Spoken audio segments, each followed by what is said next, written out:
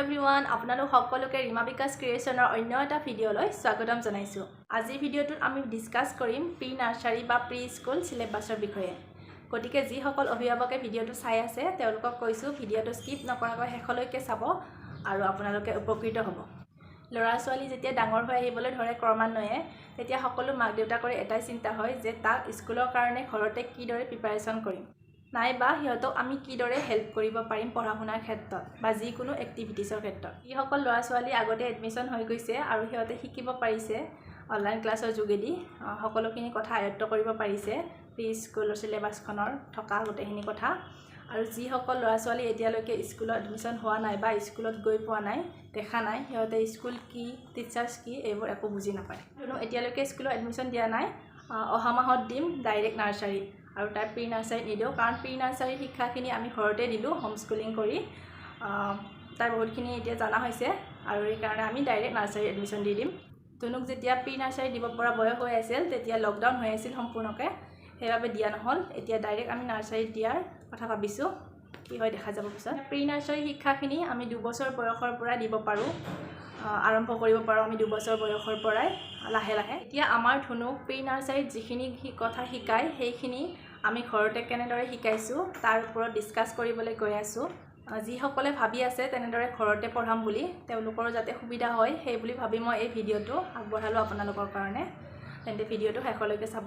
প্ৰথমে প্ৰি নাৰ্সাৰী সিলেবাছত আহে লেংগুৱেজত শিশুসকলৰ আৰম্ভণিতে ইংলিছ শিকোৱা হয় আৰু তাৰ পিছতহে মাতৃভাষা ৰাষ্ট্ৰভাষা আদি শিকাব ধৰে। নেক্সট আহিলে ৰাইটিং স্কিল আৰু ৰাইটিং স্কিলত শিশুসকলৰ পেঞ্চিলডাল ভালদৰে ধৰাৰ কেপাচিটি থাকিব লাগিব।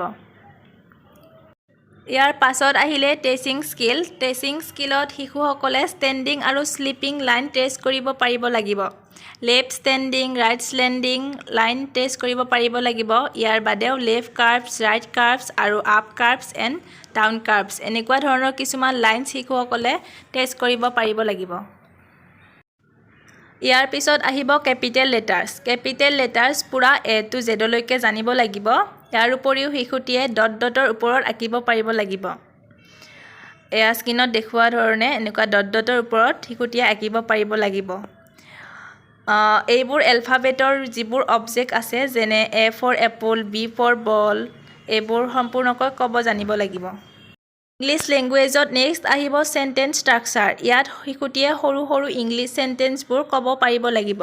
For example my name is Tej, I am a girl or বয়।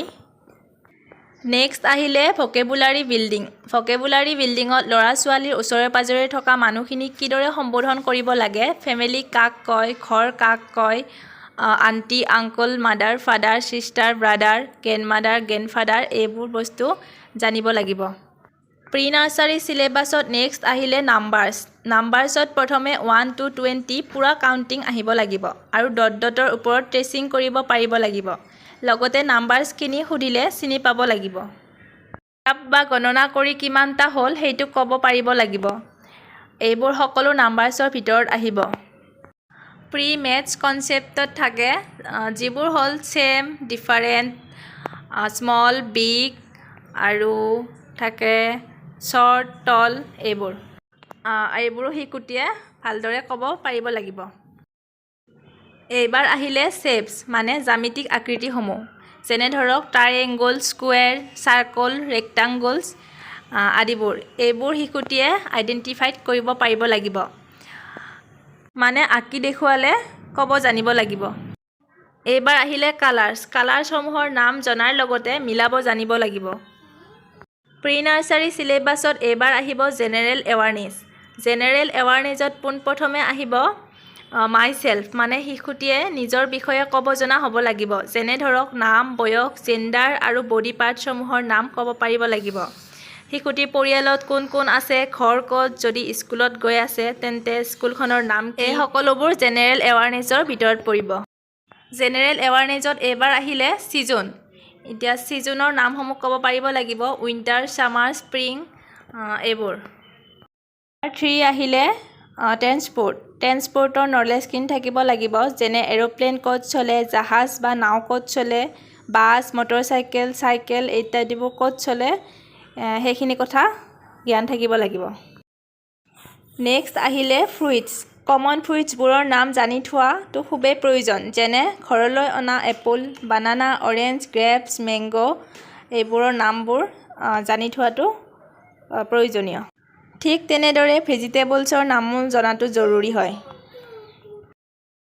ভেজিটেবলৰ পাছত আহি গ'ল এনিমেলছ বুলি কওঁতে দুই প্ৰকাৰৰ থাকে উইল্ড আৰু ডমেষ্টিক এনিমেলছ এতিয়া উইল্ড এনিমেলছ আৰু ডমেষ্টিক এনিমেলছ কোনবোৰ এইবোৰ আইডেণ্টিফাইড কৰিব পাৰিব লাগিব প্ৰি নাৰ্চাৰী চিলেবাছৰ এইবাৰ আহিলে এনভাইৰনমেণ্টেল ছায়েন্সত নাম্বাৰ 1ত আছে গুড হেবিটছ সকলো শিশুৰে গুড হেবিটছ থকাটো খুবেই জৰুৰী যেনে ৰাতিপুৱা উঠি ব্ৰাছ কৰা খোৱাৰ আগতে হাত ধোৱা চাফা হৈ থকা ইয়াৰ উপৰি শিশুটিক ভাল বেয়া খাদ্যৰ বিষয়ে শিকোৱাটো জৰুৰী শিশুটিক নেচাৰৰ বিষয়ে শিকোৱা প্ৰয়োজন গছ-গছনিৰ বিষয়ে আনহাতে ৰোড ছেফটিটো খুবেই জৰুৰী কোনটো সাইডে যাব লাগে বা আহিব লাগে ৰাস্তাটো কেনেকৈ পাৰ হ'ব লাগে গাড়ী আহিলে সাইড কেনেকৈ হ'ব লাগে এইবোৰ শিকাই থোৱাটো বহুত দৰকাৰী বুলি মই ভাবো সেলফ গ্ৰুমিঙত আহিব শুই উঠি নিজে পেচাব কৰা ব্ৰাছ কৰা নিজে খোৱা লোৱা কৰা এইবোৰ সকলো সেলফ গ্ৰুমিঙৰ ভিতৰত পৰে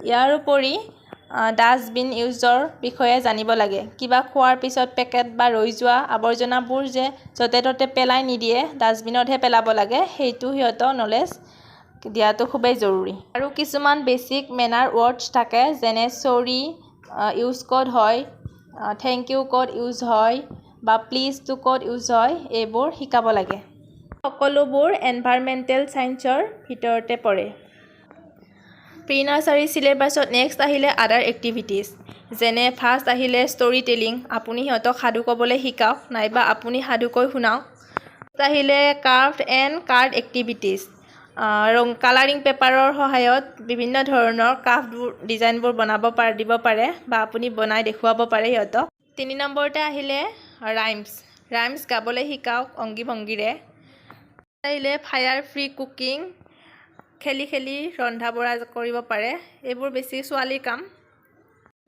প্লেগ্ৰাউণ্ডলৈ লৈ যাব পাৰে তাত খেলা ধূলা কৰাই আনিব পাৰে বা উদ্যানলৈ লৈ যাব পাৰে আহিলে ফেষ্টিভেল এৱাৰনেছ কোনটো ফেষ্টিভেলত কি কৰে কোনটো ফেষ্টিভেল কাৰ কাৰণে পতা হয় তাৰ ওপৰত গোটেইখিনি নলেজ দিয়াটো খুবেই জৰুৰী আৰু সেইখিনি আমি অভিভাৱকে কৰিব লাগিব নেক্সট আহিলে এডুকেশ্যনেল গেমসমূহ খেলিব দিব পাৰে এইটো অপচনেল হয় তো এইটোৱে আছিলে আজি প্ৰি নাৰ্চাৰী চিলেবাছ আশা ৰাখিছোঁ ভিডিঅ'টো চাই নিশ্চয় উপকৃত হ'ব আৰু যদি ভিডিঅ'টো চাই ভাল পালে তেন্তে ভিডিঅ'টো আপোনালোকৰ পৰিয়ালবৰ্গ আৰু বন্ধুবৰ্গৰ লগত শ্বেয়াৰ কৰি দিব যাতে আপোনাৰ দৰে আন বহুজন উপকৃত হ'ব পাৰে আহিছোঁ তেন্তে আজিলে ইমানতে আৰু যদি চেনেলটো নতুনকৈ আহিছে প্লিজ সাবস্ক্ৰাইব কৰি দিব আৰু ভিডিঅ'টোত লাইক এটা কৰি দিবলৈ নাপাহৰিব ধন্যবাদ